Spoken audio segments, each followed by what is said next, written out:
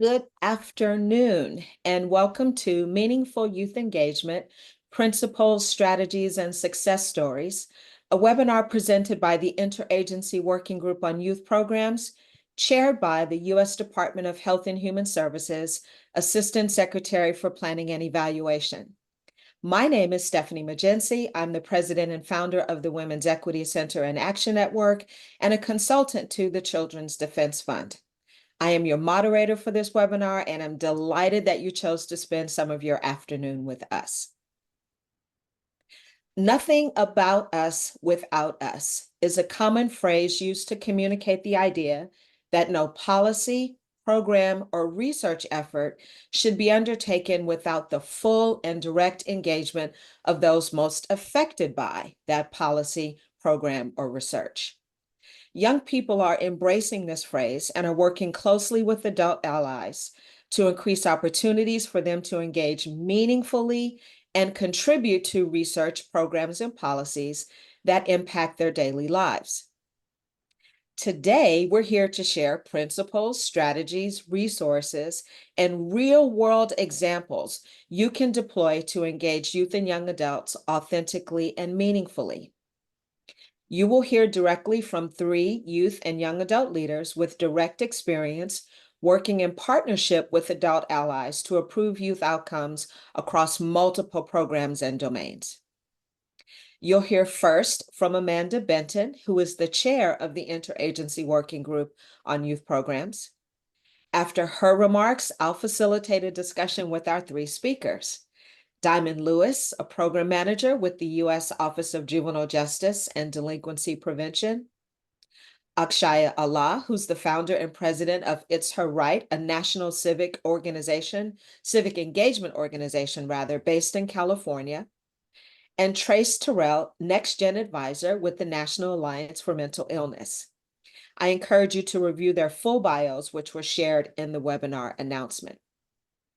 Because we only have an hour to discuss so many important topics related to youth engagement, please use the Q&A feature to ask your questions throughout the webinar, and I'll do my very best to make sure that we get to all your questions today. I'd now like to turn it over to Amanda Benton for her remarks. Amanda? Thank you so much, Dr. Magency. So as she said, my name is Amanda Benton, pronouns she, her, and I'm so delighted to be here. I serve as chair of the Federal Interagency Working Group on Youth Programs, and I'm just so excited you all have chosen to join us. So to kick us off, I'm just going to share a little bit about the work that we are doing at the federal level. The Interagency Working Group on Youth Programs was created back in 2008 by an executive order, and is comprised of 25 federal departments and agencies committed to improving youth outcomes. One of our goals is to support and model youth engagement and young adult partnership in federal work. So I'll talk about just a few of the ways that we do that. We really value engaging young people in our work so we can improve outcomes by ensuring that federal funding, services, and all of our work really meets people's needs and improves their access to the services they need. Next slide. So just to ground us, for the working group, we like to use this definition of meaningful youth engagement, which comes from USAID's Youth Power Learning Community of Practice on Engagement. Youth engagement is an inclusive, intentional, mutually respectful partnership between youth and adults whereby power is shared, respective contributions are valued, and young people's ideas, perspectives, skills, and strengths are integrated into the design and delivery of programs, strategies, policies, funding mechanisms, and organizations that affect lives and their communities, countries, and globally. Next slide. So my office has done quite a bit of work on youth engagement, and you will hear a lot more from the other speakers who are sort of even more expert. But just to whet your appetite, I want to call out a subset of some of the key youth engagement practices that came out of one particular project that we did a few years ago. First, the importance of peer support, clear role and expectations for everyone involved, and training and support for both young people and adults. That includes proper training and prep for youth to participate as full partners and provide input on decision making. I will also emphasize the value of not treating young people as a monolith, but understanding the range of developmental needs of youth of varying ages, the role that culture and background can have on how young adults perceive their power individually and as a group, and how they interact with adults around them, and an understanding of the complicated relationships that young people with system involvement may have with those systems. And you'll hear this from other speakers, but I really want to highlight the importance of ensuring sufficient human and financial resources to do this work. That means having appropriate staffing levels and financial support to enable both youth and staff preparation and really enable mission success. Next slide. I'm going to briefly touch on Youth Engage for Change, engage.youth.gov, or YE4C, which is an extension of youth.gov, and it is aimed at adolescents and young adults. It's got resources for youth. It's got firsthand accounts of youth leaders serving as change makers and promoting meaningful partnerships with adults, and opportunities to get engaged through fellowships, volunteering, things like that. The YE4C platform has engaged youth in a number of ways, including through an editorial board consisting of up to 12 young people with diverse lived experiences. Editorial board members support the work of the Interagency Working Group on Youth Programs, and they create content for YE4C website and social media. So this has included things like creating content for young people by young people, like podcasts on navigating healthcare as a young person. We did a blog post recently on gender-based violence hotlines that you can call right now. Careers in public health. We've done inspiring stories on shining a light on invisible disabilities and a lot more. Past members have also participated in the new recruitment and selection committee to help select the new cohort of young people. Young people have participated in helping to shape content for key federal resources and much more. Next slide. So just in addition to the work mentioned earlier, I will very briefly highlight a very small sample of other resources from working group member agencies on engaging young people and others with lived experience. My office at the U.S. Department of Health and Human Services, or HHS, has released a variety of resources, including an infographic that defines lived experience, briefs on identification, recruitment, and engagement of folks, and more. The HHS Administration for Children and Families has produced a lot as well, including webinars, a tool with strategies kind of along a continuum of involvement from case level engagement all the way up to participation and systems level decision making.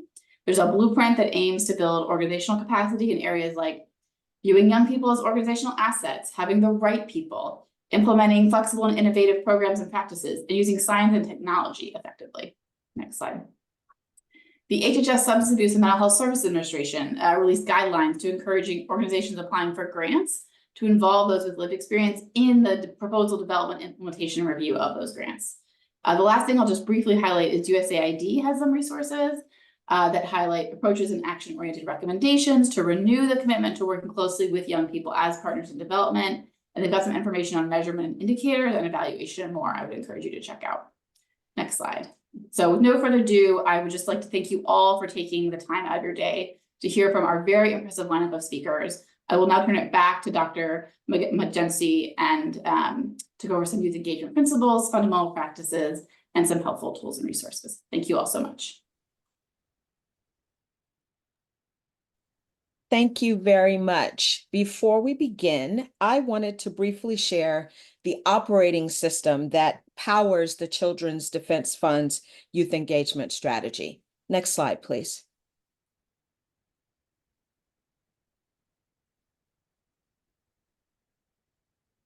CDF has I'm sorry, go back, please. I apologize. Thank you. Stay there with me for a second. CDF has adopted 4 youth engagement principles as shown on the slide. Honoring and uplifting young people as experts with unique contributions to inform our efforts. We believe that as adult allies, we must be trustworthy, transparent, accountable, and reliable in our dealings with young people. We hold a safe space for youth as experts and aim to build a new power dynamic that centers and amplifies their expertise. These principles informed our selection of a model to operationalize our principles. Next slide, please.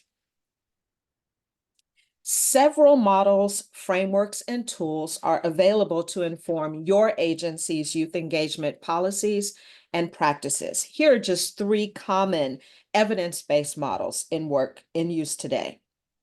It is critical that you take the time to research models of youth engagement and select the one that works best for your organization and that will help you to achieve your goals. We'll share this slide deck with you later because those QR codes and hyperlinks are to the original research behind the 3 different models. Next slide, please. CDF selected Roger Hart's Ladder of Youth Participation. As you can see, it has 8 rungs, ranging from manipulation, rung number 1, to youth-initiated shared decisions with adults, rung number 8. It is also important to note, a real big pause, to note that youth engagement is a dynamic, context-sensitive undertaking unique to your organization. Like many organizations, CDF has experienced movement up and down Hart's ladder while engaged in specific projects and during different times as we've explored our strategy and our impact. And I think you could expect the same. It is a learning journey that we are on, and we're really excited that a number of young people have agreed to go along this learning journey with us. Next slide, please. Here we see Harry Shear's Pathways to Participation, another model illustrating the dynamic nature of youth engagement. So you can start here and work your way up the model and have times where you're likely going to be working further behind where you thought you had been before. Next slide.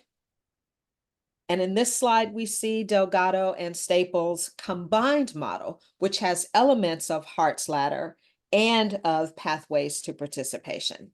And again, we'll share the slide deck so that you can have access to the original research. Next slide.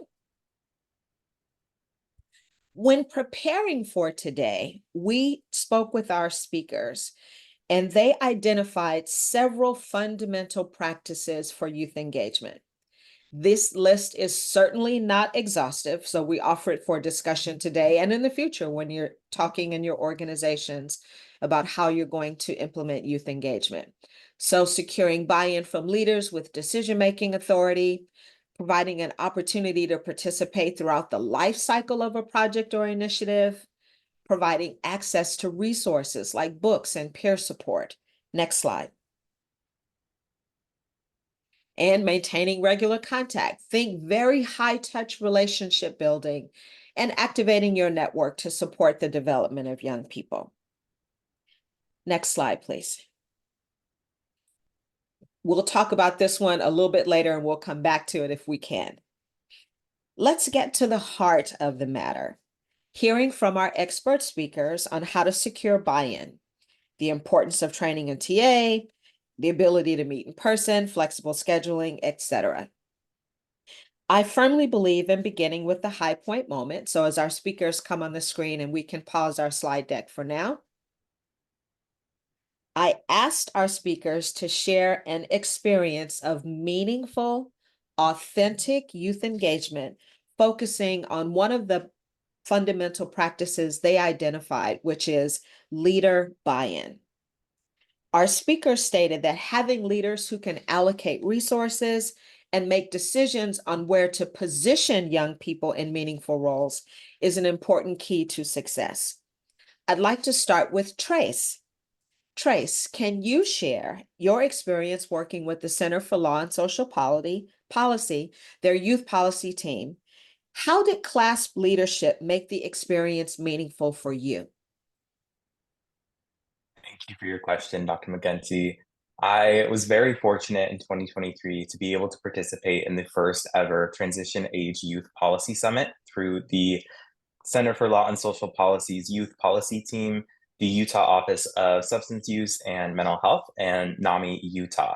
And the basic concept of the event was to bring together 5 young people from across the country to use their lived expertise to evaluate state and federal policies affecting the mental and behavioral health of transition-aged young people.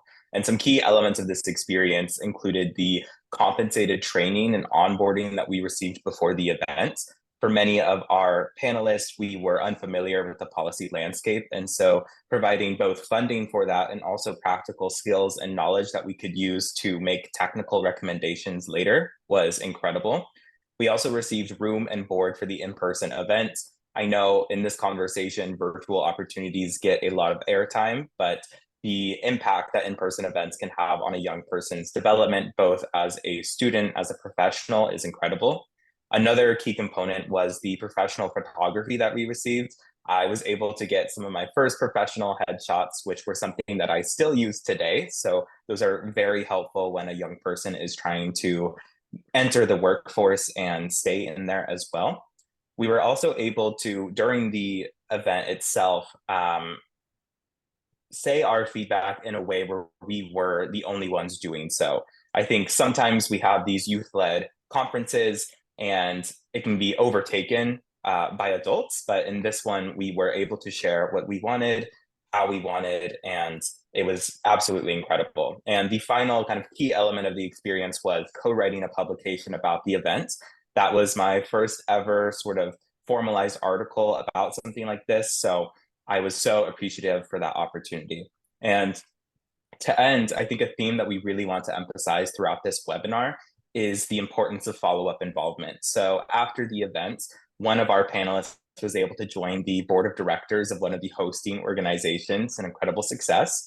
Two other panelists and I had the opportunity to be flown out to this year's conference to give keynote presentations on our work since then in terms of our academic endeavors or our professional work as well. And we all still maintain active touch with each other. Those high point, high acuity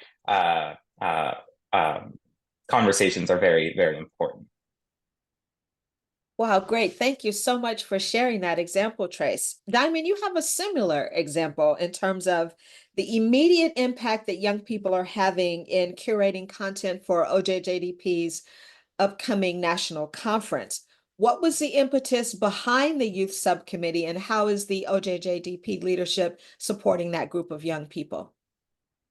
Thank you so much, Stephanie. So you're right. We're having pretty great success, I would say, with having the subcommittee curate sessions for our national conference right now. So basically, this idea was birthed actually from young people that brought a call to action to us at our last OJJDP national conference, just letting us know basically that they wanted to be more involved in the decision-making process as it came to our national conferences, right? So we implemented the OJJDP Youth and Family Partnerships Working Group from this idea, and there we kind of branched off into different subcommittees, one of those subcommittees being the national conference.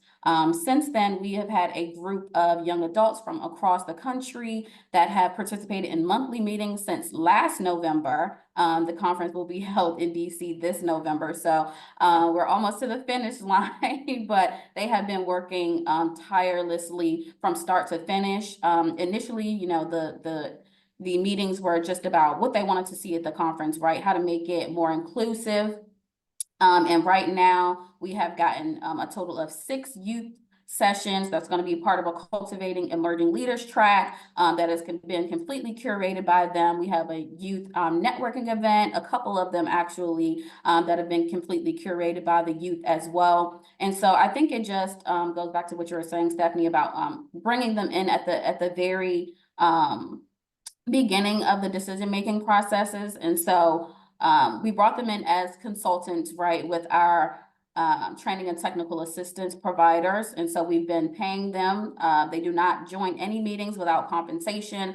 Every single meeting that we've had with every speaker they've been on. Right now, we're working on developing the PowerPoints. They are very hands-on with that. And so basically, it just boils down to there are no decisions that are made in this process without them, right? Specifically for those youth track sessions, those are for them, right? So like you said, by us, for us. So, you know, we try to operate with the notion that those closest to the ground are often closest to the solutions. And so, you know, it's not up to us, people without lived experience, to determine what it is that they want to see or hear or need. And so we've let them just kind of take the reins, and it's been an amazing experience. It's been very rewarding for myself and OJJDP to be able to work with them. They have amazing ideas in everything they do. And they've been very dedicated, as dedicated as any expert that we've ever worked with. So it's been an amazing experience. Wow, what a great testament to the power of involving young people, like you said, from the beginning all the way through to the culmination of the project, which will be the conference. Akshaya has another take on how another important way, rather, that leaders can demonstrate their buy-in and engagement. Can you talk about, Akshaya, how important it is for leaders to open up their networks and to mentor and otherwise show support for young leaders? Yeah, of course. So I've always noticed that when receiving support from adult allies and just people in the education space in general, they're often able to often me as a high schooler who's a minor and underage, often unable to receive the same opportunities as other youth or other people in the same spaces.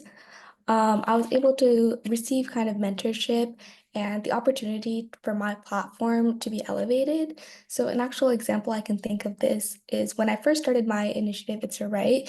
I was actually able to receive a lot of support from our moderator, Dr. Stephanie McKenzie, and she was able to offer me mentorship and help me navigate legal and policy frameworks and just the education policy field, and then also just advocacy without um like overstepping and allowing me to really blossom in my initial role, and then ultimately like leading to the success of our initiative. But even though she was able to stay behind the scenes and kind of back me and empower me and be able to blend my passion for the project with her expertise and her resources, she was able to make me feel confident enough to succeed in this role. And then she was able to, through that, like facilitate connections with other activists, facilitate collaborations with other organizations, and just overall provide resources that are typically beyond reach for me. And so being able to offer resources to youth who wouldn't otherwise have that opportunity is extremely valuable and really helps youth foster in a space that they wouldn't otherwise have access to.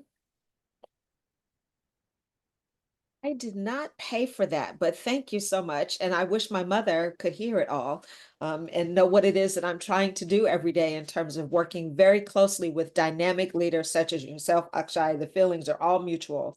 I learn from you every time we have a conversation or working on a project. We asked adult allies what their concerns were, and one of them was how to be prepared to engage with young people. You all had a lot of thoughts about what adult allies rather need to do to prepare to deeply engage with you. You were clear that you want to be engaged in the type of meaningful efforts that have been described just now, not just administrative tasks like doing social media and technology, which seems to often be a default when we think about engaging young people. You all were also very clear about being involved in an initiative's entire life cycle, not just as a rubber stamp at the end. So can you share a little bit more in terms of detailed recommendations? What kind of strategies, activities should adult allies be doing to prepare for working deeply with young people, and how they know that they're doing a good job? And Diamond, I'd like to start with you on this question. You spoke about the role of young people in the federal peer review process at OJJDP. How did this come about, and how have you modified your grant process to really and truly operationalize meaningful youth engagement?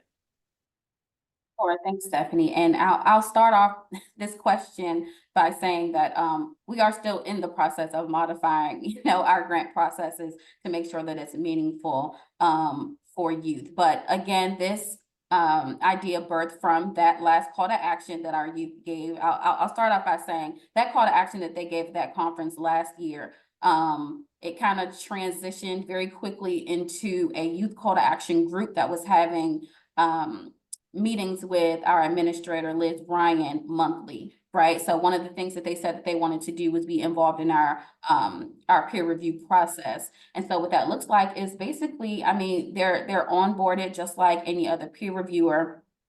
But we send out invitations directly to our young adult networks, right? Just to see, gauge interest. And then we have our peer review team onboard them just like anyone else, honestly. But of course we engage in training with them as to how to navigate the database, what they should be looking for as a peer reviewer and things like that. And so we have special contractors and special peer review staff that work with those young adults in order to get that done. But so as you were saying, just kind of bringing them in throughout the entire life cycle of the process, we wanted them to not only have a say, after funding has been recommended, right? Because OJJDP, we're our grant making agency. So we wanted them to actually have a say in what programs and what entities were actually receiving this funding, right? So, and now OJJDP has implemented something where we actually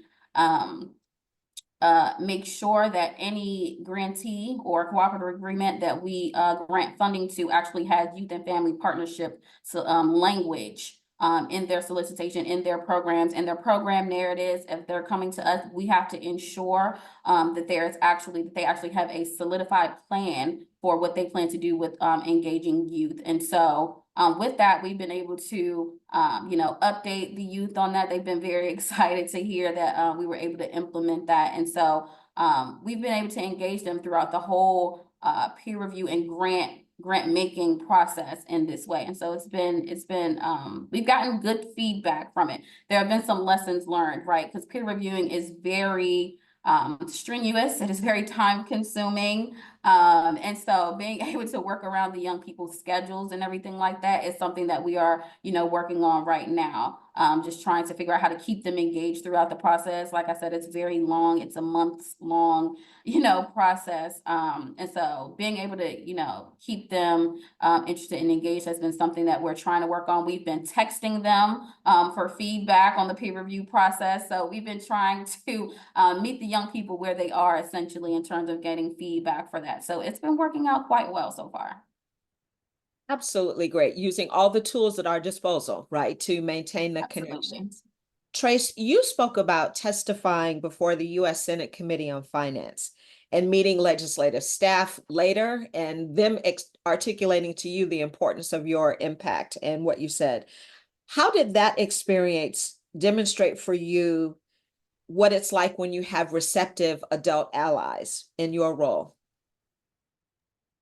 This is a wonderful question. And I think what stood out to me most was the fact that they said, we wanted to meet you where you were at, and then they actually did so. So I want to emphasize here that it is a continuum and that you have to take it from acknowledging that this needs to happen and then actually making it happen. And I think the first point of that is to really center in on the intention, right?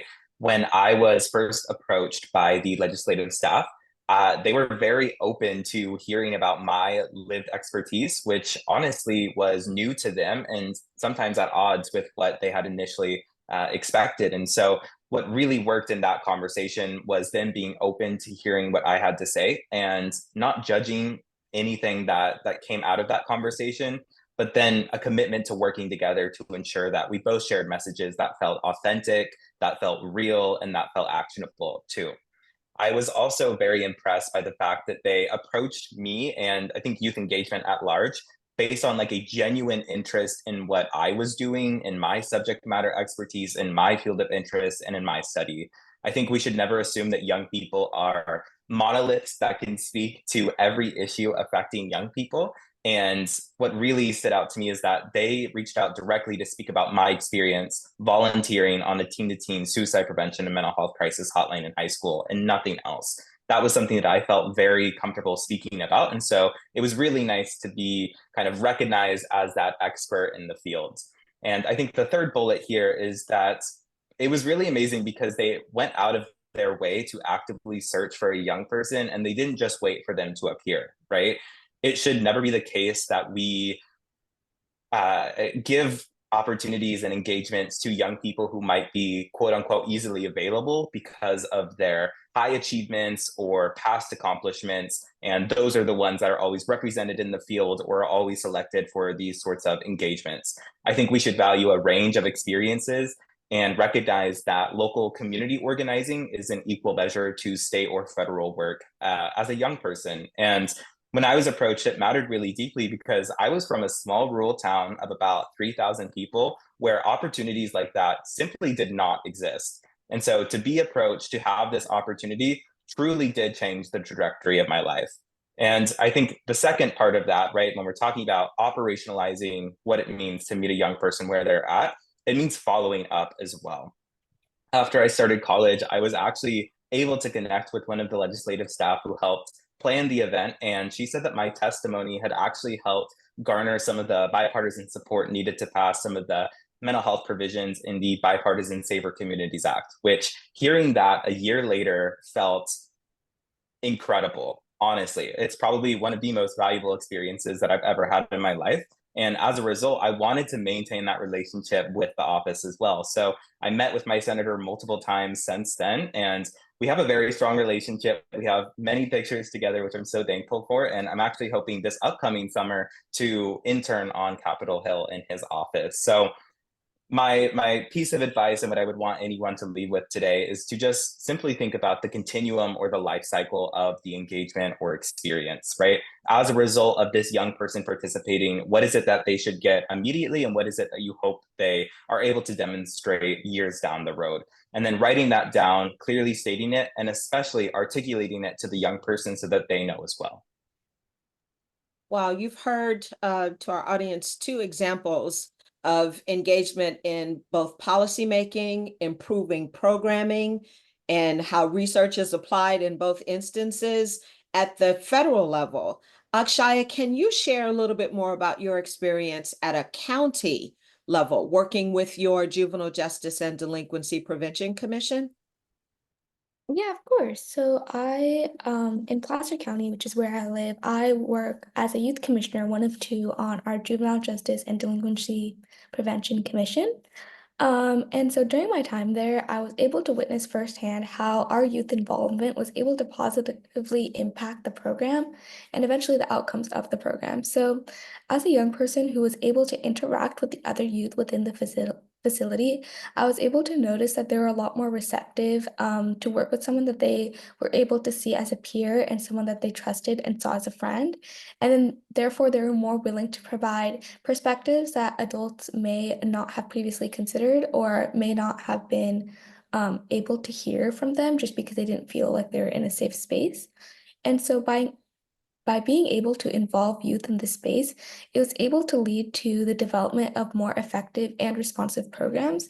And the input that us as youth commissioners were able to offer helped shape the services that were more relevant to the actual needs of the young people in the facility, rather than what the adults were able to perceive as most accurate in order to represent them.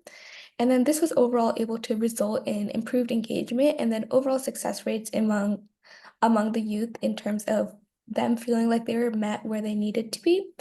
And so youth participation within the facility and the programs was also increased, and transparency and trust between the youth and the commission, and then also the adults, was able to help the youth in the facility feel like they were represented and seen after all of these changes. And so basically, as a young person within this space, being able to utilize our voice in a way that's able to help other young people, specifically in this space where they weren't really feeling like they were represented accurately and safe beforehand, to when youth were able to be involved and then more accurately represented, was really an eye-opening experience and something that made me realize that we should really try to get youth involved in spaces where youth are being targeted, just because providing a youth perspective when you are trying to target youth. So, for example, if you are trying to start an initiative that youth would be required to do something, make sure that you're also gaining the youth perspective on that, because of a lot of times being disconnected, you may not always consider all of the um, like different programs that could emerge from that. And so just making sure that by including a youth perspective, you will be able to consider all of the different ramifications of the initiative that you're starting. What's the phrase? People support what they help to create, right? And you all are speaking about a direct line of sight you have into young people's experiences with different programs, policies, and how research is integrated and infused in all of that.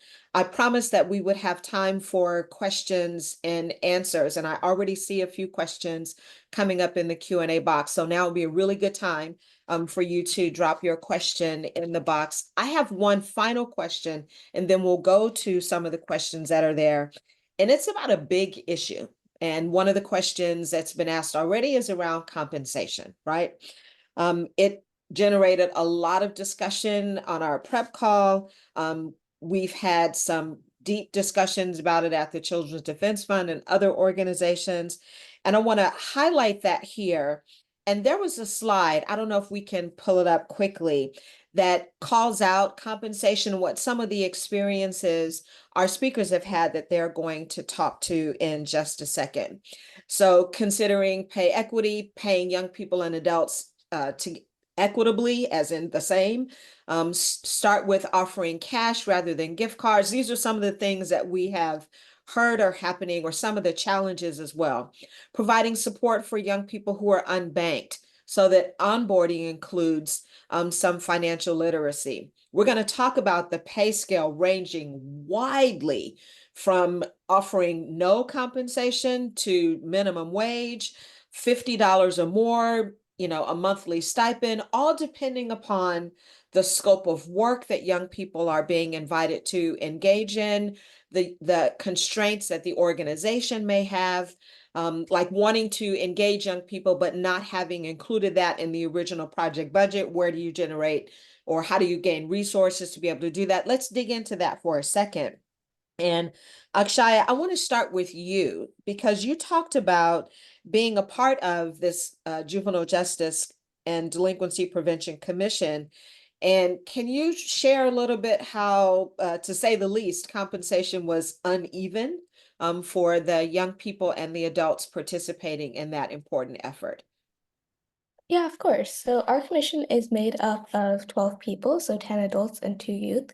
And the adults are compensated for their role on the commission, however, the youth are not. And just to kind of put into perspective kind of why this matters in this space, part of our role as being part of the commission is going around to all of the facilities within our county and evaluating them, doing interviews, doing a lot of prep work beforehand. So there's a lot of work that goes into being part of this commission, and that does take away time from especially youth who, like for example, myself, I'm in high school, so especially as a senior in high school, I still have a lot of things going on, sports, college applications, etc. So it does take up a lot of my time, and so to not be able to be compensated for that time, it's just really inconvenient for me.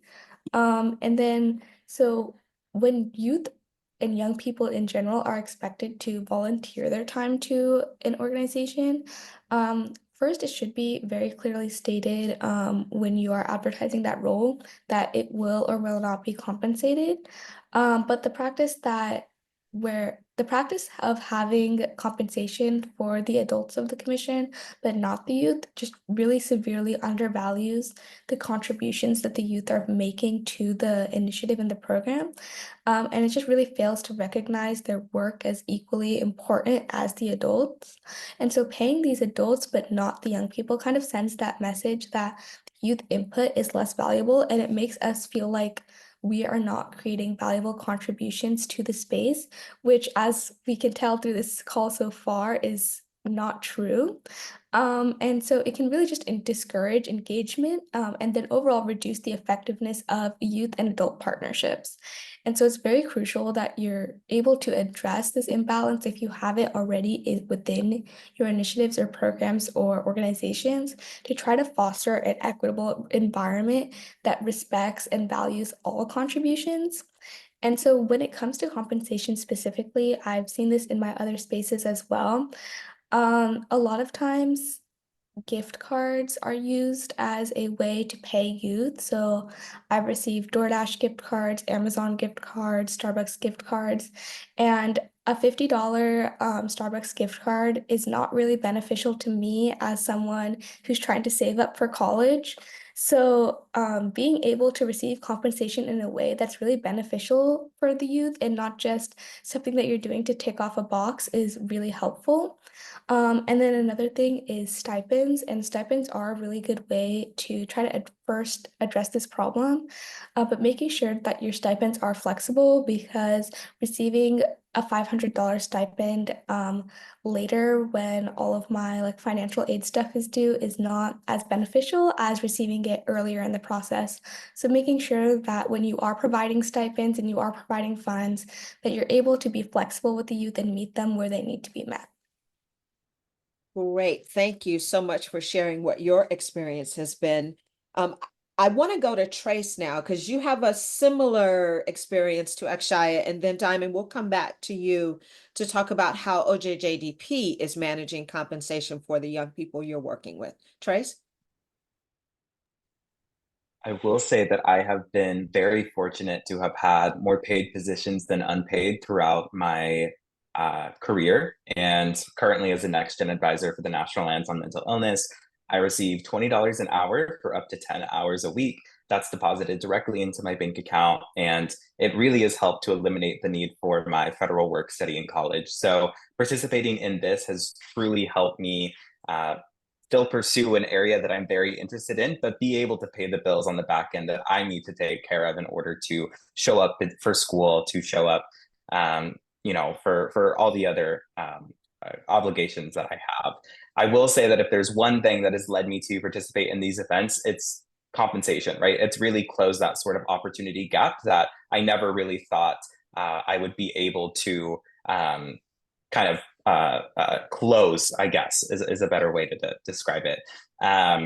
It's really helped me, again, like I said, not have a part or full-time job while in high school or in college, to again navigate rent, groceries, and school supplies. And I truly think that compensation has helped me share my lived experience and lived expertise with the world. Without it, I don't think I would be in the field that I am now. I don't think I would have had the opportunity to testify before Congress or anything like that. So to just level set, it is very important to young people and it is very transformative to their lives.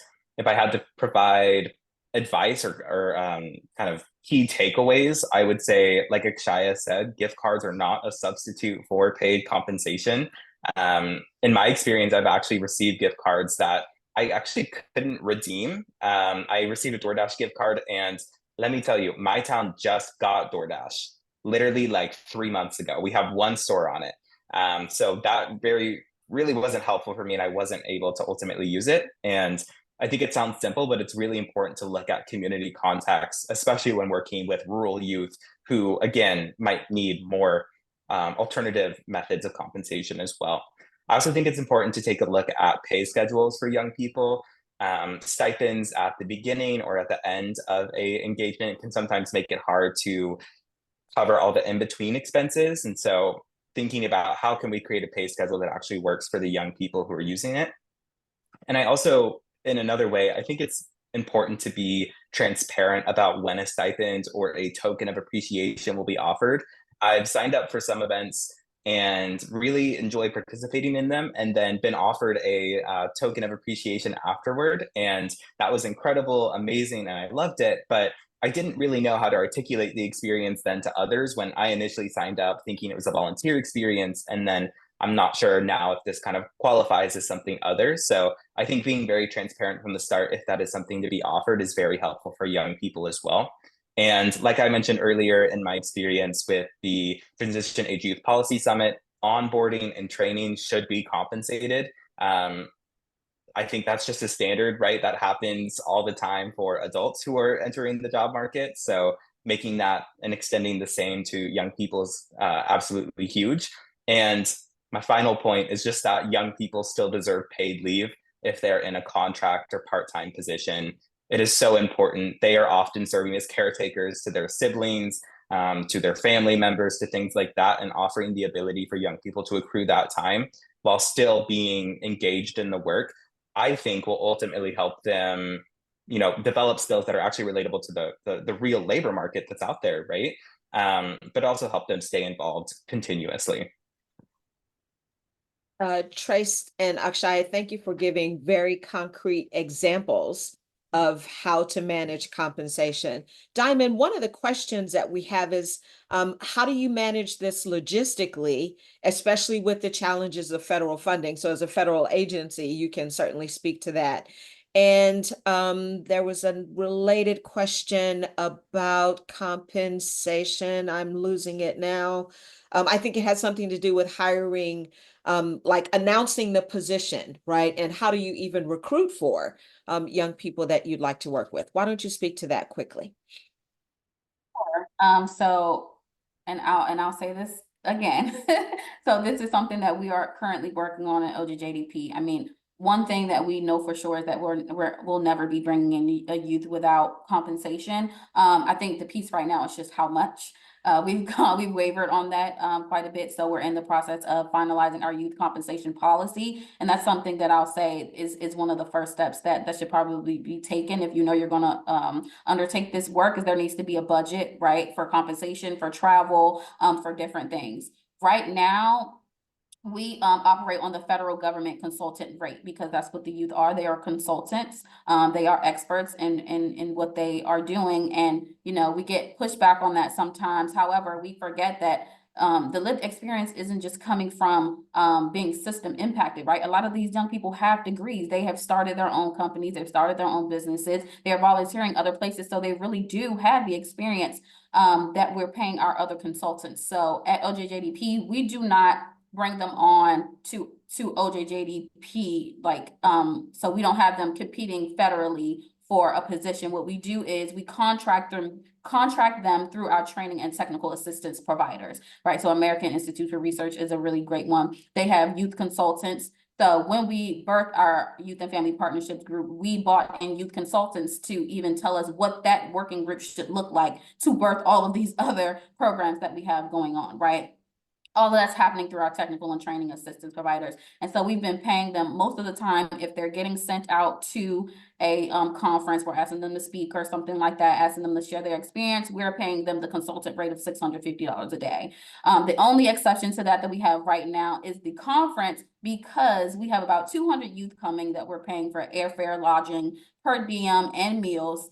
And so we have, you know, we have to budget a little bit. And so the youth that will be participating in this conference will be paying $25 an hour. But then, you know, we've also established that just because we're paying them at the lower rate does not mean that there are not also other things that we can that can be considered compensation, right? So we're giving them portfolios for them to take with them, you know, just as a way to let them know that we are taking them seriously as professionals in this space, right? They're getting free headshots. So anyone that doesn't have a headshot can come and get their picture taken, and they'll be able to take that home with them. We're giving them training on how to get business cards and things like that. So we have a lot of other things on top of, if you're going to be paying them at the lower rate, we never substitute money ever, right? These are young people, many of them over 18, they have families, many of them are not living with their families, right? They're on their own, have been for quite some time, and we understand that. And a lot of times when we're pulling people in for like these conferences and things, they're grantees or they're already funded in other ways. It's their jobs, right? So their jobs are already paying them. So it's important for us to make sure that the youth feel compensated as well. But I just think, so we never ever substitute money for anything. But I think if we just have come to the conclusion that if it's going to be on the lower rate because of budgeting issues, there are other ways that we can compensate youth to let them know that we take them seriously as experts. Excellent. And there are two questions that are in the chat that I want to combine because it speaks to the issue of compensation, sort of in an indirect way, which is, how do we ensure that we're engaging as many diverse voices as possible in youth engagement efforts, and that ability to, you know, travel or spend time or, you know, get to a place or not being able to substitute paid work for a youth engagement opportunity because, you know, I just need money to take care of myself and my family. So as a fairness and equity and equal opportunity kind of thing, what do you recommend that agencies and organizations do to actively recruit a diverse group of young people, age, gender, socioeconomic status, all the things? How can we reach you? How do we find you? Let's start with you, Trace. This is a great question, and I think it might parallel a little bit to some of my initial responses, where I think it's super important to not always pick the youth that are most easily accessible or easily available, right? And what I mean by that is the youth that already have the resources to travel, to miss school, to take time off from their positions or things like that, right? I think on a beginner level, it's acknowledging that some youth for that is simply just not a possibility, and to recognize that, again, experience at the local level is just as valid as experience at the state or federal level. And so I think we should very much value and consider diverse forms of experience as valuable to the process, because of course, like, young people know the issues that affect them, whether or not they have the ability to articulate them in a public forum like this, or any elsewhere, right? So being very upfront about that, being very intentional about that in the application process as well, saying a statement that says something like, we consider and value diverse forms of experience, including but not limited to, right? Including but not limited to. How do we kind of engage that entire spectrum? One organization that I was a part of actually held like a listening session for the application, and they did talk briefly about just some of the different things that, you know, we're considered as like valuable work experiences or something like that. And of course, everything was. So just being very flexible with young people with the sorts of engagements that they're already involved in and things like that is so helpful. Akshaya, can you speak specifically about one of the questions from in the Q&A box was about young people who are underage, right? So as you started doing this work when you were a sophomore, junior, now a senior, how have the organizations that you've been working with engaged you, given that you are underage? Yeah, of course. So most of the organizations that I do work with target high school students, so they are already well equipped to handle kind of having high school students within their spaces. Um, so when it comes to handling like minors, in terms of the question in the chat box, managing consent. So for most of the travel that I have to do, there's always an adult advisor on site that is equipped to handle having minors on site. And then at the beginning of each of my term, my parents have to sign off on a waiver that they're okay with me traveling, okay with me driving with other people, and then okay with me being like alone in a hotel or something like that, because a lot of times they will sponsor me to attend conferences, and so then I have to go fly out to a hotel in San Diego and then stay in a room by myself. And so even though it's very important to have youth spaces or spaces where youth are prioritized, making sure that you're prioritizing the safety of the youth as well. And so making sure that you're getting consent from parents, and then also that you are being able to sponsor them in rooms that are safe for them to be in terms of kind of having like consent and payment, paying them, even though they are underage, they're probably still living with their parents. A lot of times youth and minors specifically still have jobs, as I'm sure most of you know. And so a lot of times participating in these programs does take away time from those jobs. So still making sure that even though they're minors, even though they're probably still funded by their parents, that you're still compensating them, because most youth are still trying to save up to move out or trying to save up for something. So even though not diminishing their value just because they're underage.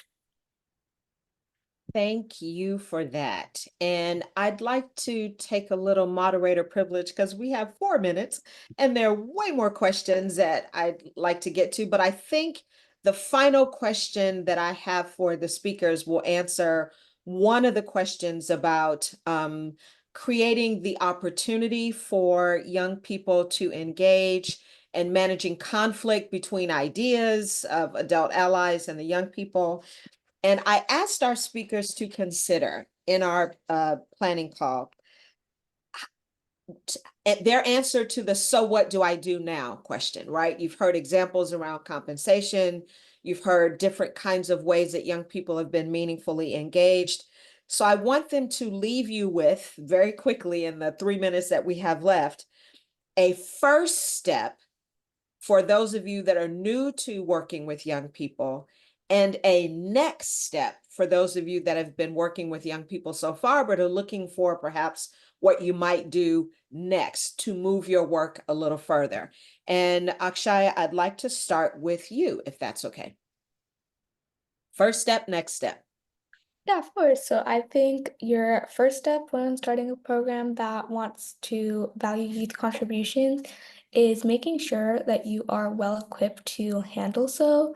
And so assessing your organization's readiness and ability to engage with youth and young adults. So utilizing tools such as a readiness assessment for your staff or just measuring staff attitudes towards youth, and then making sure you have the available resources to support youth engagement like we've talked about so far with the compensation, and then also just making sure when it comes to your advertising that you're reaching diverse spaces and not just advertising through social media or through like newspapers or something, but making sure that you are trying to reach as many spaces as possible. And then just gathering feedback from young people themselves before you begin. So making sure you are able to understand how the youth would be able to contribute within your space. And then if you are already within the space, so perhaps a next step for you could be to, again, like I mentioned just now with the readiness and then making sure that your staff attitudes towards youth are positive. And then maybe investing in staff training or training to make sure that everyone within your space is able to value the youth contributions that are being put forward. Thank you. Trace, how about your first step, next step? My first step would be to create a list of learning objectives and desired outcomes for a young person in a possible engagement, and to co-design that with a young person as well. Have the young person in that conversation thinking about, what do I actually want to get out of this? My next step for people actually involved in the work is to present on your youth engagement to your colleagues or your team, like Akshaya said, not only to just celebrate your incredible work, but to be an ally to young people, not just when it's a benefit to your work or to your position. Wonderful. And Diamond, your first step, next step. Thanks, Stephanie. So, first step I'll go with is to assess yourself, right? Like using the heart ladder that we spoke about earlier. And while you're assessing yourself, you bring in a youth consultant to help assess as well, because we may be biased about our own agencies and organizations and not really understanding where we fit on that ladder. So I'd say bringing young people to help you assess, and you assess yourself, and then you move from there. The next step from there, in my opinion, would be training yourselves, and by that I mean research. I mean, bringing in youth consultants. OJJDP right now partners with Youth Move National, and they train us on, the different languages to use when we're speaking with young people and different things like that. So once you're done assessing yourself, you can bring in those trainers, those youth consultants that can make sure that you're being inclusive in everything that you do. And then you can move forward with, staffing, budgeting, and things like that. Wonderful. Well, as I said at the beginning, the hour went by super, super fast.